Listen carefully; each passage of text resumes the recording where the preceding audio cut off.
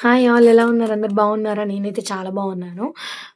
మెయిన్‌గా అందరూ గూడా చాలామంది నాకు తెలిసి థంబ్‌నెయిల్ చూసే వచ్చుంటారు. థంబ్‌నెయిల్‌కి మెయిన్ రీజన్ వచ్చేటప్పటికి ఛానెల్‌లో అందరూ తెలుసుకోవాల్సిన మెయిన్ ప్రాబ్లమ్ ఇదే. ఎందుకు అంటే ఎవరైనా సరే న్యూగా ఛానెల్ స్టార్ట్ చేసినా, ఛానెల్ ఆల్రెడీ ఉన్నా కూడా 2 ఇయర్స్ నుంచి అసలు వీటి గురించి సరిగ్గా తెలియని వాళ్ళు కూడా ఉంటారు. కానీ ఏదో ఛానెల్ రన్ చేయాలని చెప్పి రన్ చేసేవాళ్ళుంటారు. మేబీ నేను గూడా అలాగే నేను ఈ 3 ½ ఇయర్ నా జర్నీలో నేను ఛానెల్ పెట్టి 2 ఇయర్స్ అవుతుంది. హ్మ్. ఫస్ట్ 1 ఇయర్ నుంచి యూట్యూబ్‌ని చూస్తూనే ఉన్నాను. చాలా మందికి సపోర్ట్ ఇచ్చాను. 2 ఇయర్స్ నా జర్నీలో నాకు కూడా మెయిన్‌గా ఇప్పటిదాకా చాలా వరకు ఒక 5, 4 మంత్స్ దాకా కూడా 5, 4 మంత్స్ బ్యాక్ కూడా నాకు తెలీదు అసలు. ఇవి ఏంటి అనేవి. నాకు తెలిసిన ఒక బ్రో ఉంటే తననడిగా. అసలేంటి నా ఛానెల్ ఎందుకు ఆగిపోయింది అంటే, చాలామంది నేను చెప్పాను. కాపీరైట్ స్ట్రైక్స్ పడ్డాయి. సో, దానివల్ల నా ఛానెల్ అనేటువంటిది రన్ అవ్వడం ఆగిపోయింది అని చెప్పేసి లైవ్‌లో. సో, చాలామంది "అక్క ఎందుకు అలా ఛానెల్ రన్ అవ్వట్లేదు నీకు? ఆ కాపీరైట్ స్ట్రైక్స్ అంటే ఏంటక్క?" అని చెప్పేసి అడుగుతున్నారు. ఛానెల్ ఉన్న వాళ్ళకి కానీ, ఛానెల్ లేని వాళ్ళకైనా ఎవరికైనా ఒకటే రీజన్ అండి. ఈ కాపీరైట్ స్ట్రైక్ అనేటువంటిది కాపీరైట్ క్లెయిమ్ అనేటువంటిది కమ్యూనిటీ గైడ్‌లైన్స్ అనేటువంటివి ఏంటి అనేది తెలుసుకోవాల్సిందే. అలా మనకి తెలిసిన లాంగ్వేజ్‌లో, తెలియని లాంగ్వేజ్‌లో ఎన్నో లాంగ్వేజ్‌ల్లో వాళ్ళకి వాళ్ళు యూజ్ చేసే పద్ధతిలో వాళ్ళ వెర్షన్‌లో వాళ్ళు మనకి ఎంతోమంది టెక్ ఛానెల్ వాళ్ళు మన ఐటీలో మనకు చెప్పారు. బట్ కాకపోతే నాకు వచ్చిన అనుభవంతో అంటే నాకు ఎలా అయితే నేను వాటి నుండి ఎలా బయటపడ్డాను, వాటిని ఎలా అసలు అవి రావచ్చా? రాకూడదా? అవొస్తే ఎంత నష్టపోతాము? అనేటువంటిది నాకు తెలిసిన నాకు జరిగిన నష్టంలో అంటే నేను జేసిన తప్పులో నేను నిజం జెప్తున్నా. నేను జేసినటువంటి రాంగ్ వే అనమాట నేను వెళ్ళిన దారి. సో, అటువంటి పద్ధతి మీరు గూడా పాటించకుండా ఉంటారని నేను నా భాషలో చెప్పడానికొచ్చాను. సో, మీకు అర్థమవుతుందనే అనుకుంటున్నాను. మెయిన్‌గా ఒక ఛానెల్ రన్ జేసినప్పుడు, అకౌంట్ స్టార్ట్ జేసినప్పుడు మనం ఏదో ఒక కంటెంట్‌ని ఎంచుకోవాలి. కంటెంట్ లేకపోయినా మనం ఏ సాంగ్స్ జేసినా, ఆ సాంగ్స్ మీద కూడా కాపీ క్లెయిమ్ పడుతుందిప్పుడు అందరికీ గూడా. కానీ అయినా పడిన కాపీ క్లెయిమ్ పడిన ఇబ్బందేం లేదని జెప్పేసి సాంగ్స్ వాడేస్తున్నారు అందరూ. సాంగ్స్‌ని పట్టించుకోవట్లేదు. ఓకేనా. కాపీరైట్ క్లెయిమ్ సాంగ్స్ ఉన్నాయి. స్ట్రైక్ సాంగ్స్ ఉన్నాయి. చాలా ఉన్నాయి. బట్ కానీ పట్టించుకోకుండా చాలా మంది వాడుతున్నారు. అది పెద్ద విషయం గాదు.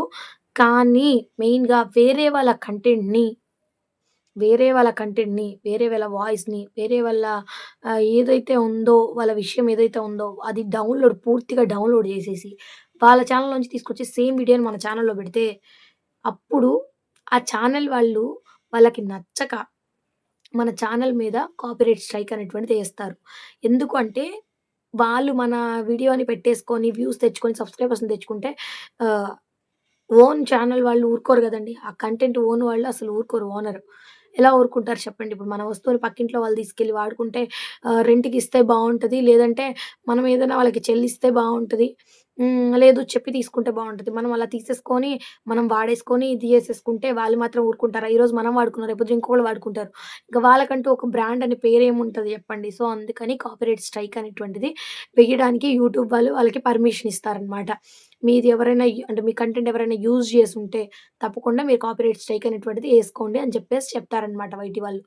So, first of all first point copyright strike. మీకు అర్థమై ఉంటది. అది ఎందుకు పడతది? దేనికి పడతది? వేరే వాళ్ళ కంటెంట్‌ని రీయూజ్ చేసుకుంటే మనం తెచ్చేసి అదే వీడియోని పెట్టుకుంటే అది ఒకప్పుడు మనం వీడియోని డౌన్‌లోడ్ చేసి ఎడిటింగ్ చేసుకొని పెట్టుకుంటే రీయూజ్డ్ కంటెంట్ అయినా సరే అక్కడున్న సేమ్ కంటెంట్ కాకుండా ఎడిటింగ్ చేసి పెట్టుకుంటే అది కొంచెం అటు ఇటుగా ఉంటది కాబట్టి అయినా వదిలేసేవాడు వైటీ వాళ్ళు. అదే వాళ్ళు చూడనంత వరకు. అంటే ఓన్ కంటెంట్ వాడు చూడనంత వరకు. కానీ ఇప్పుడు అలా కాదు. వాళ్ళు చూసినా చూడకపోయినా వైటీ వాళ్ళు అంతా అంతే చూస్తున్నారు. మన ఛానెల్ చెకప్ చేస్తున్నారు. ఇప్పుడు చెకింగ్ ఎలా చేస్తున్నారంటే వీళ్ళు రీయూజ్డ్ కంటెంట్ పెట్టారా? వాళ్ళ ఓన్ కంటెంట్ పెట్టారా? పెట్టిన కంటెంట్‌ని మళ్ళీ డౌన్‌లోడ్ చేసి పెట్టుకున్నారా? ఏంటి అనేది చూస్తున్నారు. ఇప్పుడు ఆ ఆప్షన్ గూడా లేకుండా చేసేసారులే అండి రీసెంట్‌గా.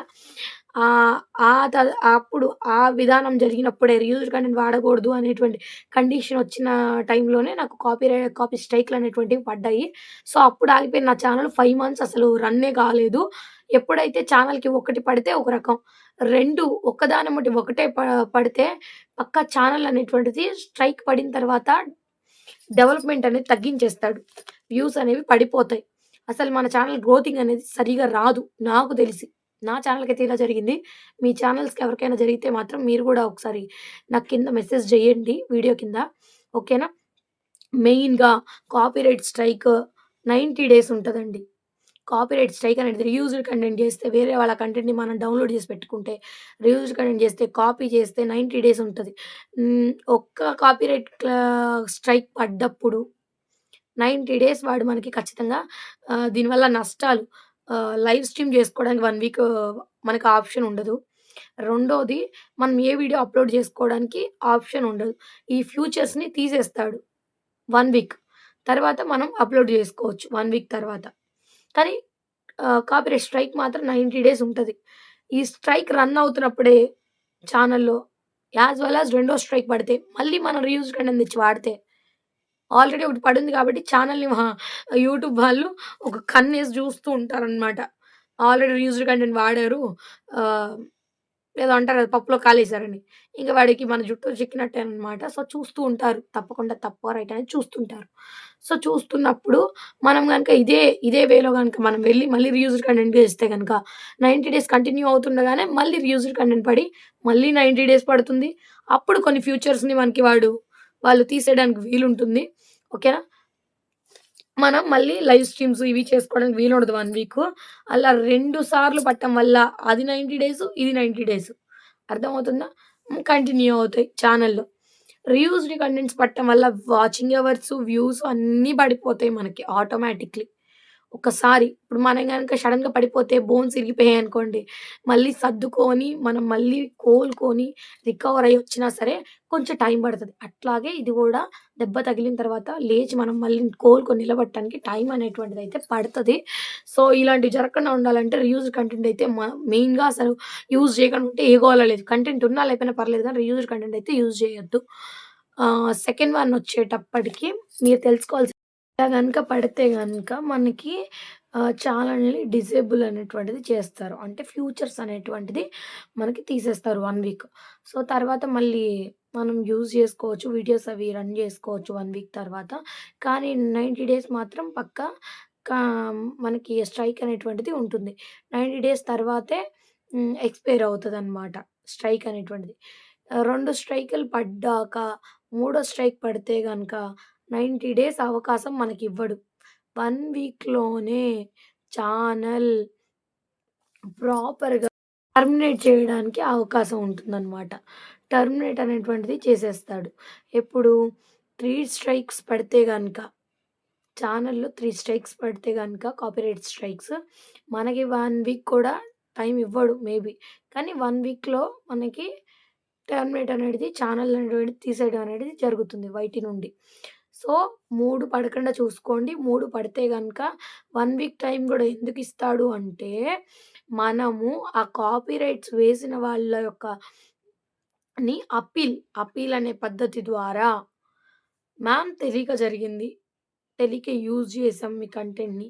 మళ్ళీ ఇంకెప్పుడు జరగదు అని గనక ఎక్స్‌క్యూజ్ చేసుకోవడానికి 1 వీక్ టైమ్ ఇస్తాడు. సో, ఆ 1 వీక్ టైమ్‌లో మీరు తప్పకుండా ఎక్స్‌క్యూజ్ చేసుకోవడానికైతే అప్పీల్ ద్వారా వీలుంటుంది. అప్పీల్‌లో మీరు కొంచెం రిక్వెస్ట్ చేసుకోవడం. మళ్ళెప్పుడు చేయము ఇలా చేసామని ఏమనుకోకండి.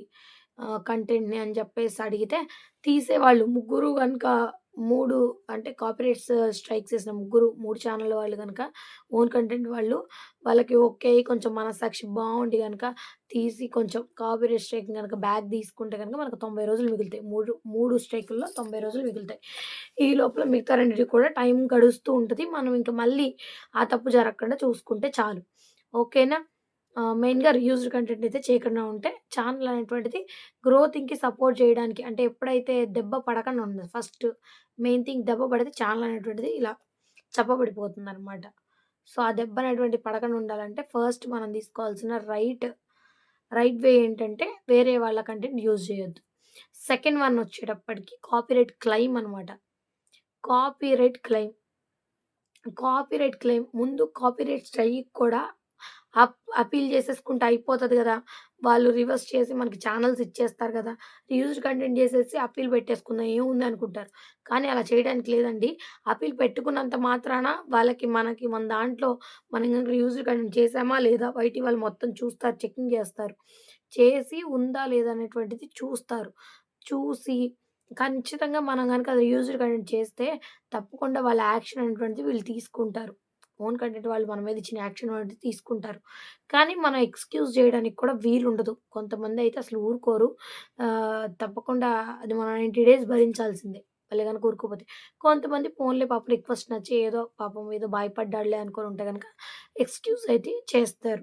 మంచి టెక్ ఛానెల్ వాళ్ళు గనక ఉండి కొంచెం మంచిగా ఎక్స్‌క్యూజ్ జేసి మనకు గనక మెయిల్ వేరే వాళ్ళకి రీమెయిల్ గనక ఇస్తే తప్పకుండా మనకి మన వైటీ నుంచయితే కొంచెం సమయం అనేటువంటిది దొరుకుతుంది.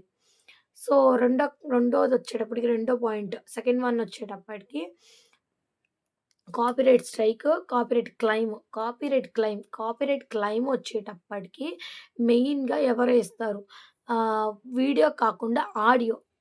ఆడియో ఉంటుంది గదా! వాళ్ళ ఆడియోని పదే పదే మనం యూజ్ జేస్తే, ఒకళ్ళ ఆడియోని పదే పదే మనం యూజ్ జేస్తే, అంటే వాళ్ళ ఆడియో యూజ్ జేయడానికి వీళ్ళెక్కడ పెట్టుకున్నారు. కానీ మనం డౌన్‌లోడ్ జేసి మనం యూజ్ జేసుకుంటున్నాం. అలా గనక చేస్తే ఖచ్చితంగా కాపీరైట్ క్లెయిమ్ అనేటువంటిది పడతది. కాపీరైట్ క్లెయిమ్ పడటం వల్ల ఎటువంటి నష్టాలైతే ఉండవు. అంటే పడకూడదు. కానీ పడితే పెద్ద ఇబ్బందేం ఉండదు దానివల్ల. ఎందుకంటారా? వాళ్ళకి మనం కాపీరైట్ క్లెయిమ్ వాళ్ళు వేయటం వల్ల మన మీద వాళ్ళకి యూజెస్ ఉన్నాయి. ఓన్ కంటెంట్ వాళ్ళకి యూజెస్ ఉన్నాయి.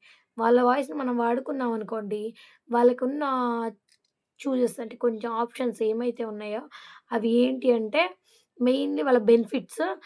వాళ్ళు మనం వాళ్ళ వాయిస్ వాడుకుంటే మనకి యాడ్స్‌కొచ్చే మనీ గాని, మనం వాయిస్‌ని ఎంతమందైతే వాడుకుంటారో వాళ్ళకి పడే మనీ అంతా కూడా వీళ్ళకెళ్ళేట్టు వీళ్ళు పెట్టుకుంటారు. ఓన్ కంటెంట్ వాళ్ళకెళ్ళేట్టు వాళ్ళు ఆహ్, విషయాన్ననేటువంటిది పెట్టుకుంటారనమాట. ఎలా అంటే మీరు వాడుకోండి వాయిస్‌ని వాడుకోండి.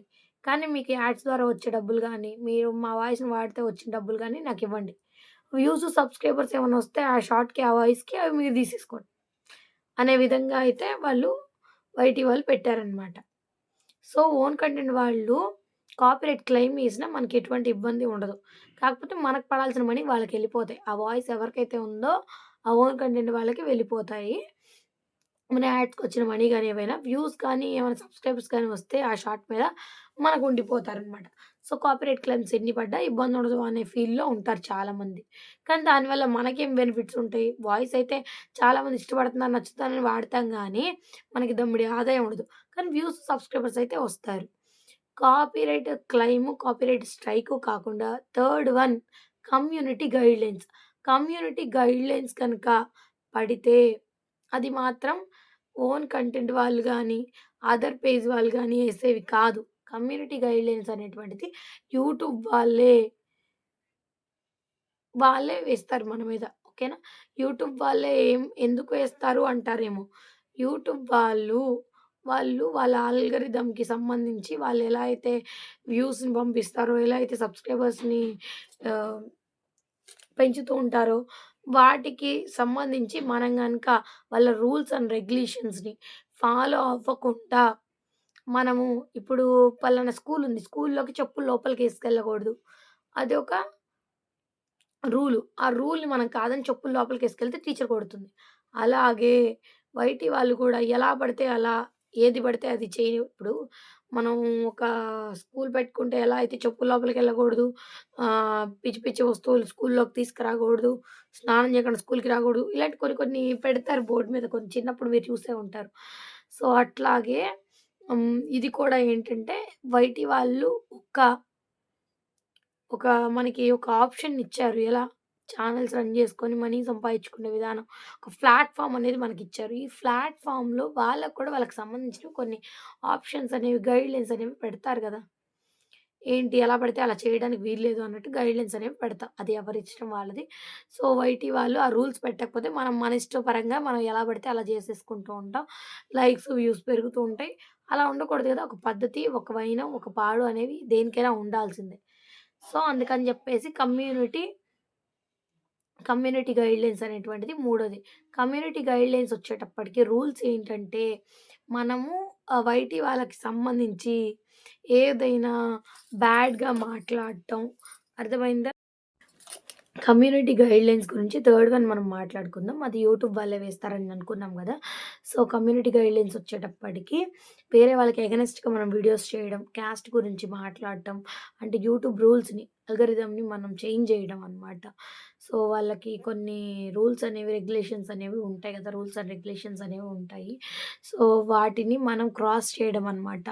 సో, వేరే వాళ్ళకి వేరే యాంగిల్‌లో మనం వాళ్ళని తిట్టడం, వాళ్ళని వేధించడం, ఇలాంటివి జరిగితే గనక పిల్లల్ని హింసపెట్టడం, ఇలాంటివి వాళ్ళ యూట్యూబ్ రూల్స్‌ని దాటి గనక మనం గనక చేస్తే గనక కమ్యూనిటీ గైడ్‌లైన్స్ అనేటువంటిది డైరెక్ట్‌గా బయటి వాళ్ళే వేస్తారు. ఫస్ట్ వన్ వచ్చేటప్పటికి కమ్యూనిటీ స్ట్రైక్. ఇది మాత్రం ఓన్ కంటెంట్ వాళ్ళు. మనం ఎవరి కంటెంట్ అయితే రీయూజ్డ్ కంటెంట్ చేస్తామో వాళ్ళు వేస్తారు. రెండోదొచ్చేటప్పటికి community guidelines, community strike, community 3 ఉన్నాయని చెప్పుకున్నాం గదా! Copyright strike, copyright claim, community guidelines. Copyright claim అనేటువంటిది, కాపీరైట్ స్ట్రైక్ అనేటువంటిది, కమ్యూనిటీ గైడ్‌లైన్స్ అనేటువంటివి తెలుసుకున్నాం. సో, కాపీరైట్ స్ట్రైక్ అనేటువంటిది మన ఓన్ కంటెంట్ ఎవరైతే వేరే వాళ్ళ కంటెంట్‌ని మనం తెచ్చి వాడుకుంటామో, ఆ ఓన్ కంటెంట్ వాళ్ళు మన మీద తీసుకునే రియాక్షన్ అన్నమాట. Sorry. So, copyright strike, copyright claim. Claim అంటే ఆహ్, ఆ కంటెంట్ వాళ్ళకి లాభం అన్నమాట. క్లెయిమ్ వల్ల వచ్చే లాభం. అంటే మనకి ఏదైనా మనం వాళ్ళవి వాడుకుంటే ఆ మనీ వాళ్ళకొచ్చేట్టు వాళ్ళు చూసుకుంటారు. వాళ్ళ బెనిఫిట్స్. ఆ కంటెంట్ వల్ల benefits second one. Third one వచ్చేటి కమ్యూనిటీ గైడ్‌లైన్స్. కమ్యూనిటీ గైడ్‌లైన్స్ అనేవంటివి అందరూ పాటించాల్సినవంటండి. ఎందుకంటే అవి ఎవరైతే ఉల్లంఘిస్తారో, దాటుతారో, నా లాంగ్వేజ్‌లో అయితే దాటుతారో వాళ్ళకి తప్పనిసరిగా తీసుకోవాల్సినటువంటి చర్చ. చర్య ఆర్ చర్చ ఏదైనా గావచ్చు. ఓకేనా? సో, అందరూ తెలుసుకున్నారు గదా! ఈ 3 అయితే పడకుండానే చూసుకోండి మెయిన్‌లీ. పడితే ఛానల్ గ్రోతింగ్ అనేది ఆటోమేటిక్‌గా పడిపోతుంది. నాకైతే అదే జరిగింది. సో, కాపీరైట్ స్ట్రైక్ అనేటువంటిది 2 పడ్డాయి. ఒకదాని మీద ఒకటి వెంటనే పడ్డాయి. సో, కోలుకోవడానికి 180 రోజులు దగ్గర దగ్గరగా 90 రోజులు పట్టింది. సో, అది పట్టే లోపల మనం ఎన్ని వీడియోస్ పెట్టినా మనకి రీచ్ అనేది ఉండకపోవడం వల్ల ఇంకా మనకి వ్యూస్ అనేవి, సబ్స్ అనేవి ఇంకా పెరక్కపోగా తగ్గుతుంటాయన్నమాట. నేనలా సబ్స్ ఎన్నో తగ్గించుకున్నా. మళ్ళీ మన గ్రోతింగొచ్చి మనం పర్టిక్యులర్ టైం పెట్టుకొని లైవ్స్ చేసినా, లేదంటే వీడియోస్ చేసినా, మళ్ళీ యూట్యూబ్ ఆల్గోరిథం సపోర్ట్ చేసి మనకి మళ్ళీ గనక మన ఛానెల్ గ్రోత్ అవ్వడానికి సపోర్ట్ ఇస్తే, ఇచ్చేయడానికి ఇంకా చాలా టైం పడతది. మనం కోలుకోవడానికి చాలా టైం పడతది. సో, అవన్నీ ఎందుకు? మనం వేరే వాళ్ళ రివ్యూస్ కంటెంట్ చెయ్యనే వద్దు.